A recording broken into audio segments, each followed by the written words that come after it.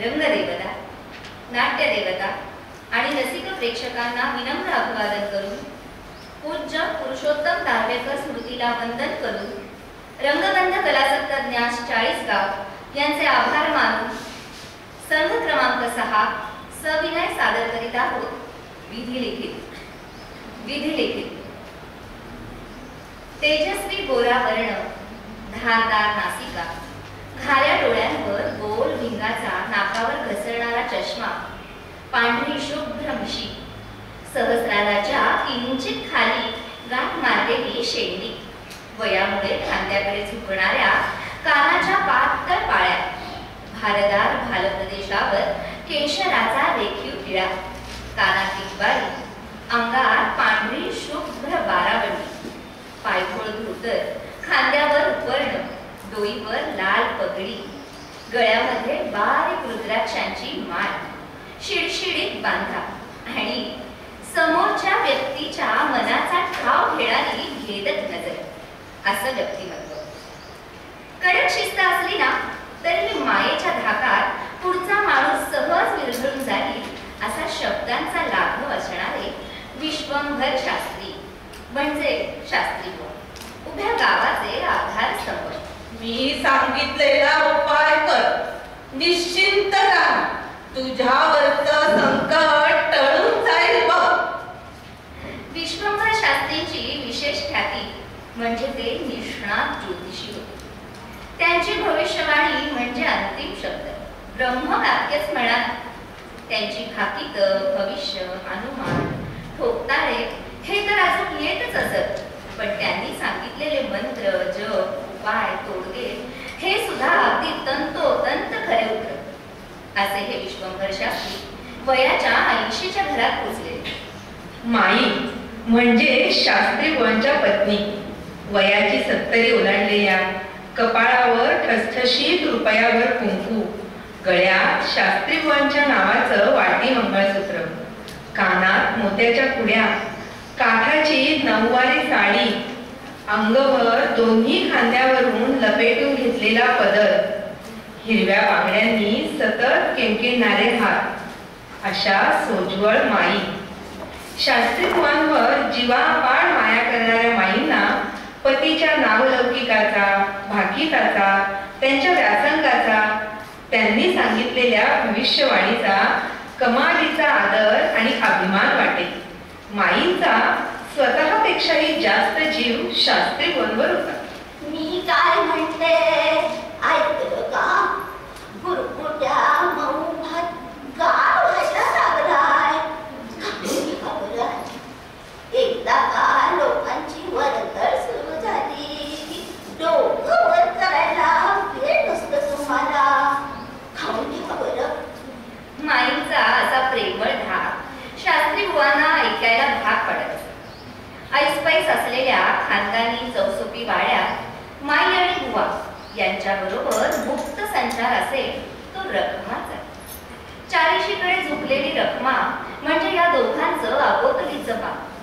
वाडीतल्या माडा पोपळींना पाणी पाजण्यापासून अगदी वाण सामान माईंना आणून देण्यापर्यंत सगळी कामं रखमा अगदी सहजतेने आणि प्रेमाने करत असे. माई आणि बुवांचा रखमावर लेकीसारखा जीव होता. सारा सावर्डे गाव रखमाला शास्त्रीबुवांची मानस कन्याच म्हणत असे. गुडघ्यापर्यंत घट्ट आवळून घेतलेला काष्टा, श्यामल वर्ण, कपाळावर कुंकवाची चिरी, गळ्यात काळी पोट आणि नेहमी हसतमुख असणारी रखमा सगळ्या सावर्डे गावाची परिचित अशी होती. सावर्ड्यात महादेवाच्या देवळीपाशी हमखास असायची ती प्रज्ञा. तशी गावभर पायाला विंगडी लागल्यागत फिरत राहायची. वर्षानुवर्ष डोईवर तेल नसल्यानं केसांच्या झालेल्या जटा, अंगावर मलकी फाटकी साडी, उन्हानं रापलेला चेहरा, जशी वेळसरच पण कधी कधी स्पष्ट उच्चारात बोलणारी, गूढ यमक जुळवून भाष्य करणारी प्रवीणा. महादेवाची दीपमाळ आणि शास्त्रीबुवांची ओसी ही तिची हक्काची ठिकाण. वेडगळ असली ना तरी सावर्डे गावानं तिलाही आपलं मानलेलं. तिनेही कधी कुणाला उपद्रव केल्याचं कुणाच्याही स्मरणात नाही. प्रमिलेने तत्वज्ञान विषय घेऊन 2 पदव्या घेतल्या होत्या. शास्त्रीबुवांनीतला गंडांत योग सांगितला होता, उपायही सांगितले होते. पण प्रमिलेने विश्वास न ठेवल्याने व्हायचे तेच झाले. शास्त्रीबुवांच्या भाकिताप्रमाणे तिच्या डोक्यावर परिणाम झाला. एकदा ना वरच्या आळीतल्या मालती बहिणींच्या मंगल्याला म्हणजे त्यांच्या गाईला कळा सुरू झाल्या. सलग 2 दिवसांपासून मंगल गाय कळा देत होती. कारणास्तव मालती बहिणींचे पती आणि मुलगा 4 दिवसांसाठी परगावी गेले होते. दिवस पूर्ण व्हायच्या आतच कळा सुरू झाल्याने मालती बहिणींनी तालुक्याहून जनावरांच्या डॉक्टरेटबाईंनाही बोलवले होते. मंगलला जीवापाड प्रेम करणाऱ्या रखमाला मंगलची स्थिती अगदी पाहवत नव्हती. ती काकून तिला येऊन म्हणाली, वैदिसा, मला मंगल्याचा हाल नाही का? तिचं हंबरणं ऐकत नाही आता. मी काय म्हणते, मी शास्त्रीबुवांकडे जाऊन येतो. ते बरोबर तिला सांगते. मंगल्याची सुटका झाली पाहिजे. अगदी सुखरूप. मंगलला तपासून डॉक्टरांनी तिला इंजेक्शन दिलं. पण पोटातलं वासरू अचानक आडवं झाल्यानं आणि वासराच्या हृदयाचे ठोके कमी येत असल्यामुळे ऑपरेशनची शक्यता त्यांनी मालती बहिणीच्या कानावर घातली. ऑपरेशन? अरे देवा, ए रखमा, तू शास्त्रीबुवांना बोलून आण बरं. असं म्हटल्यावर रखमा वर उन्हात शास्त्रीबुवांकडे धावत सुटली. शास्त्रीबुवा, ओ शास्त्रीबुवा, आणलेला ना मार्ग दावितो, संकटामध्ये धावून जातो, नियम सारखा मनू पशुला कसा टाळसी विधी लिखिताला. अगं तुझं गाणं लावते. अगं बाई बाजूला. शास्त्रीबुवा,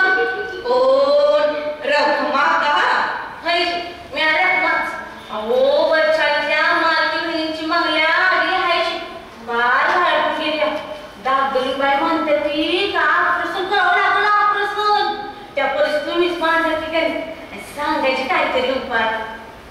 विश्वंभर शास्त्रींनी मंगलविषयी रखमाला काही प्रश्न विचारले, पण बावरून गेलेल्या रखमाला उत्तरही सुचेना. शेवटी प्रत्यक्ष जाऊन पाहावं म्हणून शास्त्री बुवा पगडी आणि उपकरण घेऊन निघाले. अहो, ऐकलं का? मी जरा हो, ऐकलं तर ऊन माथ्यावर आलंय. जीवाला जरा उसंत नाही, काय नाही, वेळ नाही. अख्ख्या पंचक्रोशीत नारे नव्हे, उद्या भारत खंडात आपणच एकमेव शास्त्री आहात ना. अहो, किती चिडताय. अडलेल्यांना मदत केली पाहिजे ना. माई, मी तू कृपा आणून सोडतो. मग या आली आहे हो. शास्त्री बुवाला घेऊन रखमा मालकी बहिणीकडे. या शास्त्री बुवा. अहो, मंगल अगदी थकून गेली हो आता. ही दिशा दक्षिण म्हणजे अष्टमस्थानात.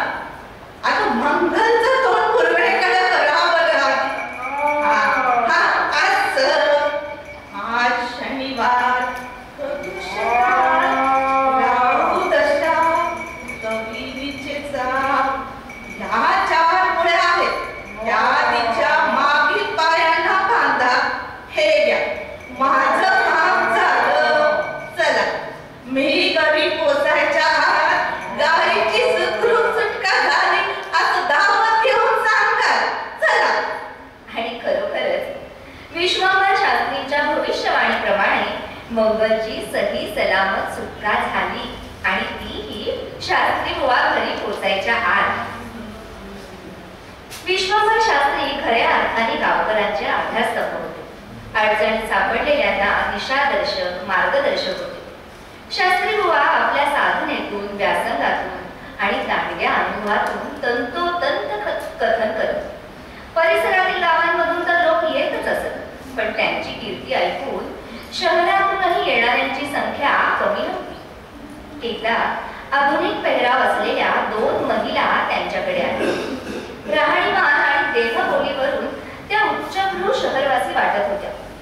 दुपारची 3ची वेळ असल्याने शास्त्री बुवांच्या वाड्या तशी सामसूमच होती. एवढ्यात दारावरती कोणी आहे का घरात? म्हटलं विश्वंभर शास्त्री इथेच राहतात ना. दारावरची थाप ऐकून त्यांच्या प्रश्नाला उत्तर देणार रखमा तोंड उघडणार एवढ्यात सत्यासत्य कर्म झाकतो, न्याय निवाडा काळ ठरवितो, कर्माच्या या गतीला कसा टाळची विधी लिखिताला. बापरे, ह्या कोण? अनपेक्षित अचानक प्रमिलेच्या आवाजाने शहरी महिला घाबरून गेल्या. हो, घाबरू नका. ही येईल पहिलीला आहे आमची. तुम्हाला काय करणार नाही. तुम्ही बस, मी आज शास्त्री गोष्टी सांगायला देते. असं म्हणून रखमा आत गेली. घाबरलेल्या, थांबावून गेलेल्या त्या 2घी जणी वाड्याचं जमेल तसं निरीक्षण करत संकोचून बसल्या. तेवढ्यात शास्त्री बुवांचा धीर गंभीर आवाज ओसरीवर आलाच. मी विश्वंभर शास्त्री. आपण? मी निलिमा चिटणीस आणि ही माझी मैत्रीण प्रमोदिनी गांधे. बरं, काय प्रश्न आहे? बोला. ही माझी पत्रिका. एक समस्या घेऊन मोठ्या आशेने आलो आहोत. आपण म्हणे तंतोतंत भविष्य सांगतात.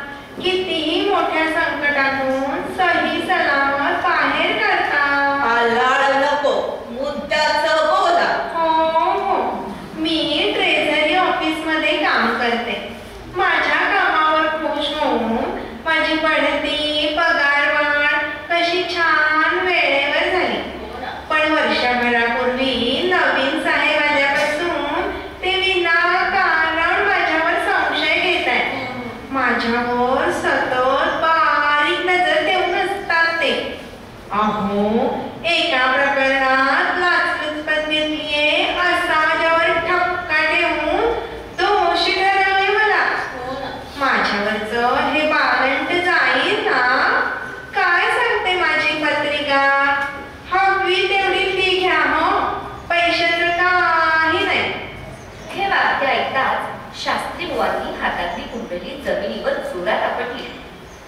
त्याच्या तळपायाची आग जणू मस्तकात गेली होती. आपल्या धारदार आवाजात संतापाने ते गरजले. मुळात ही पत्रिका तुमची नाही, तुमच्या पतीची आहे, होय ना? बोला बोला. होय हो, क्षमा करा हो.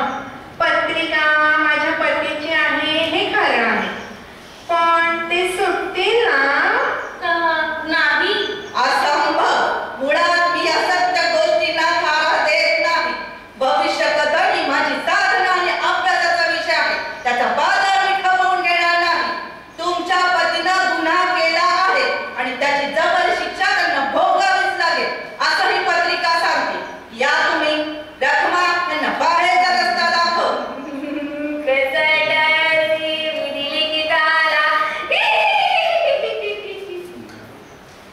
असे हे तत्वनिष्ठ विश्वंभर शास्त्री. एकदा ना मुंबईहून त्यांची नात सायली तिच्या मैत्रिणीला घेऊन खास सावर्ड्याला आजोबा आणि माई याची बरोबर सुट्टीत राहायला आल्या होत्या.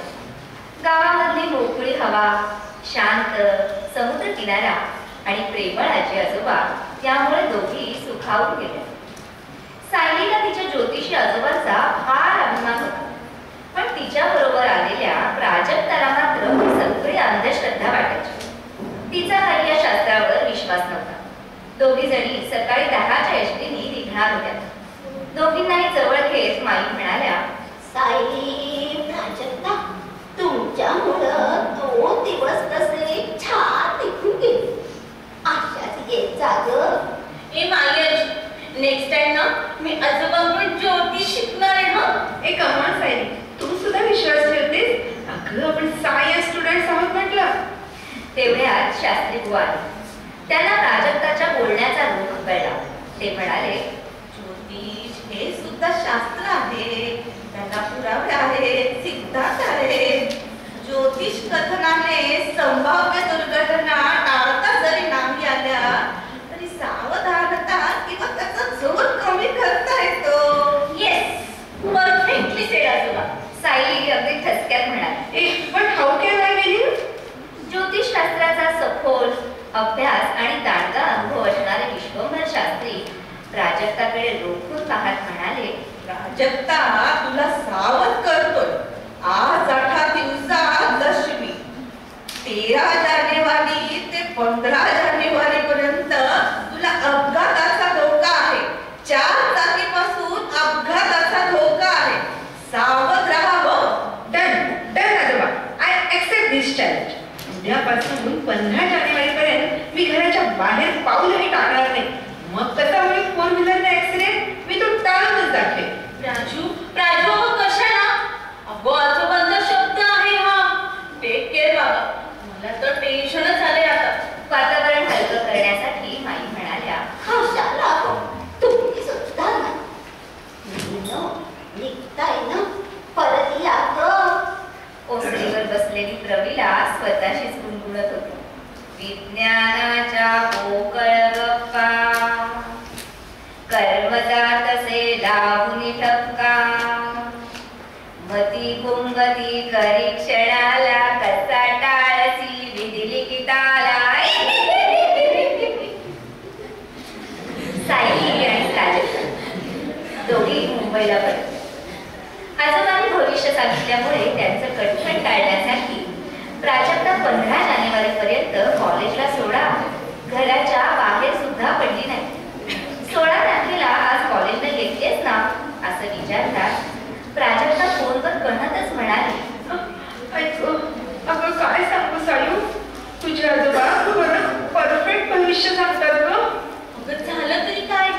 ऐक अगं, काल 15 जानेवारी मी चॅलेंज जिंकले म्हणून तुलाच फोन करायला लागले तर ऐक अगं, ताई आली ना, तिच्या छोट्या आकाराच्या खेळण्यातल्या कारवरून असं पाय घसरलं ना की पाय प्लॅस्टर मध्येच आहे ग. अरे देवा, अगं माझे आजोबा निष्णात ज्योतिषी आहेत. बघ आता तरी पटलं ना तुला? अगं, पटलं मला. तरी बरं घरात बसल्यामुळे रोड ऍक्सिडेंट तरी टळला. Sayali, astrology is not fake and your आजोबा इज सिम्पली ग्रेट. दिवस सरत होते. शास्त्री बुवा आणि माई आता अगदी पिकलं पान झाले. आज सकाळी सकाळी शास्त्री बुवांनी घरातील सामानाची आवराआवर सुरू केली होती. ग्रंथसंपदा, ज्योतिर्विद्येवरील लिखाण सगळ्याची बांधाबांध सुरू. थरथरणाऱ्या हातांनी भिंतीवरील रवी वर्म्यांनी रेखाटलेल्या सरस्वतीची तस्वीर काढण्यासाठी शास्त्री बुवांनी हात वर नेताच माई चिवती होऊन म्हणाल्या, हो कशाला आवरावर आणि तुमचे लेख ग्रंथ रखमा करवी पंचायतीच्या ग्रंथालयात पाठवले.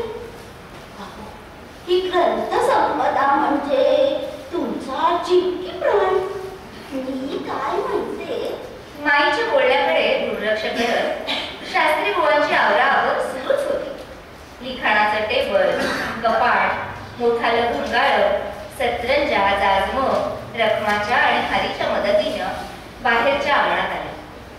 आता मात्र माई आणि रखमाचा अगदी धीर सुटला. मालक, ओ समजा सामान दिवशा तुम्ही कसं राहणार? कुठल्या गणित कुठं लिहणार? पाण्याचं हे रोज घालणार आहे ना ग? आज ही आवरावर का आणि कशाला?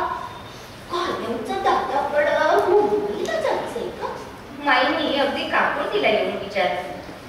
विचारांची शृंखला थांबवत बुवा म्हणाले, अहो 2 दिवसावर माघी पौर्णिमा, शुभम भवतु करायचे तर आवरावर हवी का नको? शुभम भवतु ऐकताच माईंच्या काळजात धस्स झालं. त्या रडवेल्या झाल्या. काय पत्र पडला? हो, मला माझा मृत्यूयोग समोर दिसतोय. रखमा, साऱ्या गावाला सांग, भेटून घ्या म्हणावं शेवटचं. या विश्वंभर शास्त्रींची भविष्यवाणी आहे. माघी पौर्णिमा. विश्वंभर शास्त्री जाणार, विश्वंभर शास्त्री जाणार, त्यांचीच भविष्यवाणी जी कधीच असत्य न ठरली. खरोखर गावावर शोककळा पसरली. शास्त्री बुवांना भेटणाऱ्यांची अक्षरशः लीघ लागली. हा म्हणता 2 दिवस सरत आले. आज माघी पौर्णिमा. माईंचं लक्ष थाऱ्यावर नव्हतं. त्या सतत शास्त्री बुवांबरोबर सावलीसारख्या होत्या. शास्त्री बुवांना साधी भ्यास जरी लागली ना तरी माईंचा श्वास रोखला जाईल. पौर्णिमेचा दिवस तर सरत आहे. माई मनातल्या मनात म्हणाल्या, पौर्णिमेचा सगळा दिवस गेला. त्यांना काही झालं नाही. पण आजवर त्यांची भविष्यवाणी असत्य नाही ठरली. काय होईल? अजून पौर्णिमा संपायला 2 प्रहर बाकी आहेत. माईंच्या मनाची घालमेल होती. विचारांनी डोक्यात कापूर माजलं होतं. शास्त्री बुवा आणि माई दोघंही शांत दिसत असले तरी माईंच्या मनामध्ये कोलाहल माजला होता. शिशिर ऋतूतली ही माघी पौर्णिमा. हवेत सुखद गारवा होता. समुद्राची संथ गाज ऐकू येत होती. माई आणि शास्त्री बुवा अंगणातल्या झोपाळ्यावर बसले होते. माईंनी दोघांसाठी हळद दूध आणलं होतं. पौर्णिमा संपायला अगदी काही घटका शिल्लक होत्या. कातर स्वरात विश्वंभर शास्त्रींनी माईंना एकेरी हाक मारली. नर्मदे, ए नर्मदे. माई शाकारल्या. त्याने चंपून वर मान केली आणि त्या लाजल्या. इष्ट आज हा एकेरी उच्चार. नर्मदे, अगं तुझं माझं नातं अद्वैताचं झालं आज. मी हा असा फकीर, विखुरलेला, भावना शून्य गबाळा. पण तू क्षणाची पत्नी आणि अनंत काळाची माता बनवून माझा संसार फुलवलास, माया केलीस, जपलंस मला. तुम्ही सारं आनंदानं केलं. तुम्ही दूध घेताय ना? असं म्हणत माईने दुधाचं भांड बुवांसमोर धरलं. रात्री झोपताना हळद दूध देणं हा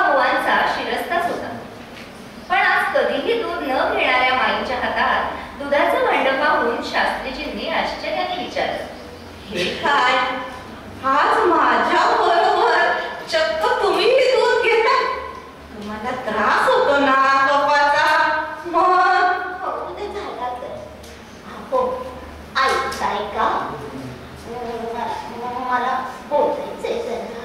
नर्मदे, अगं किती हा संकोच, काय बोलायचंय? बोल बोल, मनातलं सगळं रित होऊ द्या. विश्वंभर शास्त्री असं म्हणतात. माईंनी अलगद शास्त्री बुवांच्या खांद्यावर डोकं ठेवलं. त्याबरोबर शास्त्री बुवा भाऊक झाले.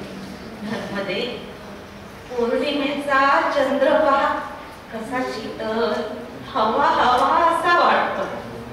नर्मदे, आयुष्यात तुला फार सुखी नाही ठेवू शकलो मी. तुझी हौस मौज करायची राहूनच गेली बघ. दागिने. अहो, माझा दागिना म्हणजे तुम्ही. तुमचं नाव लौकिक, समाजातील स्थान, मान सन्मान, हीच माझी खरी आभूषण. तुम्ही दूध घेता ना? दोघांच्याही भांड्यातलं दूध तेव्हाना संपत आलं होतं. थरथरत्या आवाजात माई म्हणाल्या, आज तुम्हाला सांगायचंय काहीतरी. तुला ऐकतोय हो मी. आजवर तुमचा शब्द खरा ठरला. तुमची भविष्यवाणी म्हणजे ब्रह्मवाक्य. यावर साऱ्यांचीच खात्री. नर्मदे, आज मागी पौर्णिमा,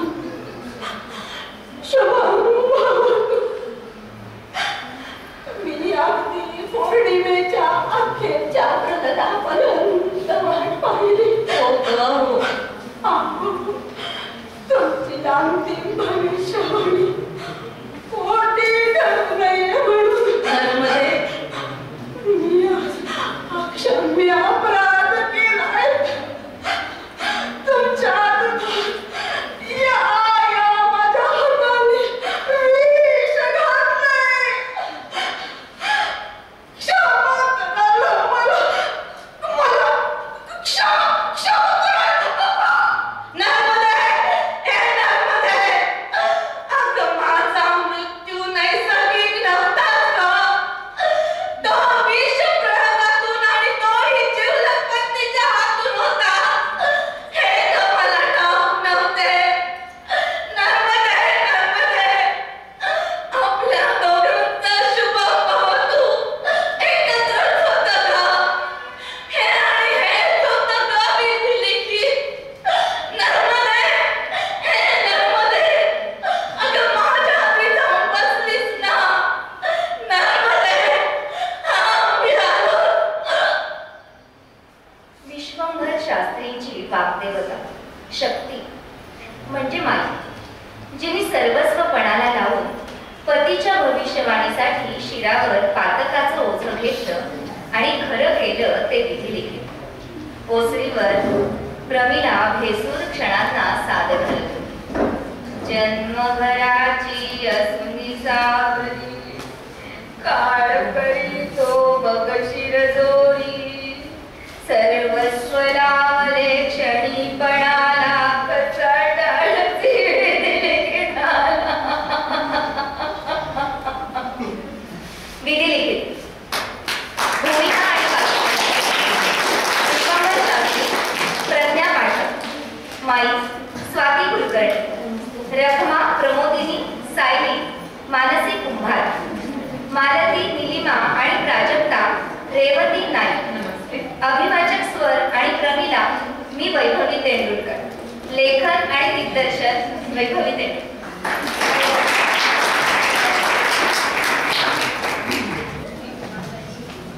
विश्वंभर शास्त्री, नर्मदे, माझ्या आधीच जाऊन बसलीस ना.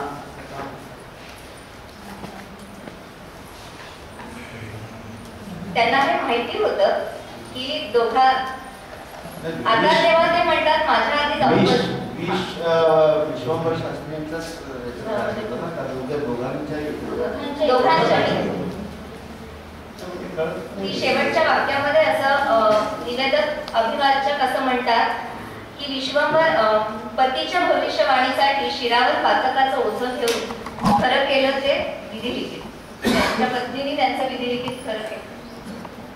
हो, पण त्यांच्या स्वतःच्याही दोघांच्याही म्हणण्याचं चाबरं करत असते याचा अर्थ दोघांच्या आणि ते विश्वंभर शास्त्रींना माहित होतं, म्हणून ते म्हणतात की हे आणि हेच होतं लिखित की विषप्रयोगातून आपल्या दोघांचाही एकत्रच मृत्यू.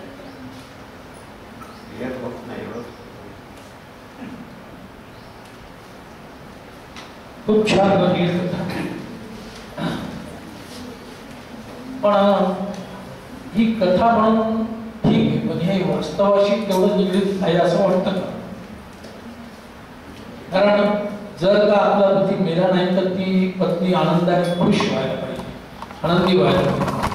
वेळेस त्यांचं वाक्य खरं व्हावं म्हणून त्यांना मारून टाकणं हे कितपत योग्य वाटते? सुरुवातीपासून माईंचा जो माईंना आपल्या पतीच्या विद्वत्तेवर, त्यांच्या भविष्यवाणीवर आणि शेवटाला तिचं असं होतं की द्वंद्व सुरू होतं तिच्या मनात की एकीकडे जर का ते गेले नाही तर सारा सावर्डे गाव किंवा सगळं जग काय म्हणेल की आजपर्यंत त्यांनी सांगितलेलं भविष्य कोणाच, साधं गाईचं सुद्धा सांगितलेलं जे खरं झालं पण स्वतःबद्दलचं ते खोटं कसं झालं. आणि म्हणून ती शेवटच्या 2 घटका उरेपर्यंत वाट बघते आणि आता काही होत नाहीये असं तिच्या जेव्हा लक्षात येतं तेव्हा स्वतःच्या मनावर असं पाऊस उचलते. अहिल्या द्रौपदी सीता 12 मंदोदरी कथा पंचकन्या स्मरे नित्यं महापातक नाशनम.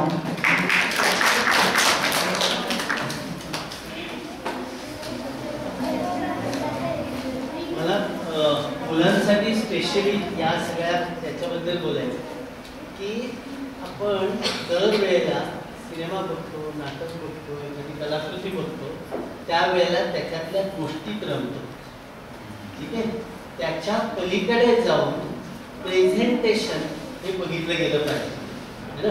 प्रेझेंटेशनमध्ये सगळ्यात महत्त्व असतं ते एकदम बेरिंग आणि व्यक्तिमत्व सादर होणार. ठीक आहे, तर या प्रेझेंटेशनमध्ये प्रत्येक व्यक्तीचं जे वेगळं वेगळं प्रेझेंटेशन, वेगळं वेगळं व्यक्तिमत्व होतं ते त्यांनी फार ठसठशीतपणे मांडलं. विशेषतः विश्वंभर शास्त्री आणि माईंनी तर कमाल केली. हा जो भाग आहे हा तुम्ही समजून घ्या. त्याच्यामध्ये एखाद्या व्यक्तीचं जे काही स्वभाव धर्म आहे हे आहे त्याचा डेप्थमध्ये विचार करून ते प्रेझेंटेशन आणि डायरेक्शन दोन्ही, डायरेक्शन आणि अभिनय याच्यामध्ये होतं. दुसरी गोष्ट जे 2-3 भूमिका ज्यांनी केल्या त्याचं जे वेगळेवेगळेपण होतं, त्या व्यक्तींचं वेगळेपण होतं ते त्यांनी ठसठशीतपणे प्रेझेंट केलं. ही प्रेझेंटेशन तुम्ही समजून घ्या. जेव्हा एकच व्यक्ती तुम्ही जेव्हा एखादी प्रयोग करता किंवा नाट्यशका करता त्यावेळेला जे हे वेगळेपण आहे ना ते स्पष्टपणे उमटत आहे. तसं त्यांच्या ह्याच्यामध्ये उमटत होतं. आणि दुसरं एक अतिशय महत्त्वाचं सांगायचं म्हणजे त्यांनी मेहनत घेतलेली होती, प्रॅक्टिस केलेली जाणवत होती ना. हेही म्हणजे त्या म्हणायचं हे जर आता असं करायचं की असं करायचं, असं कुठे चेहऱ्यावर घालून हे मनातही आलं दिसलंही नाही आपल्याला. मला हे अंडरलाईन करून तुम्हाला सांगायचं होतं कारण हे या मुद्द्यांवरती बोललं जातं म्हणून मी सांगतो. आता ह्याच्या पलीकडे कुणाला काय बोलायचं?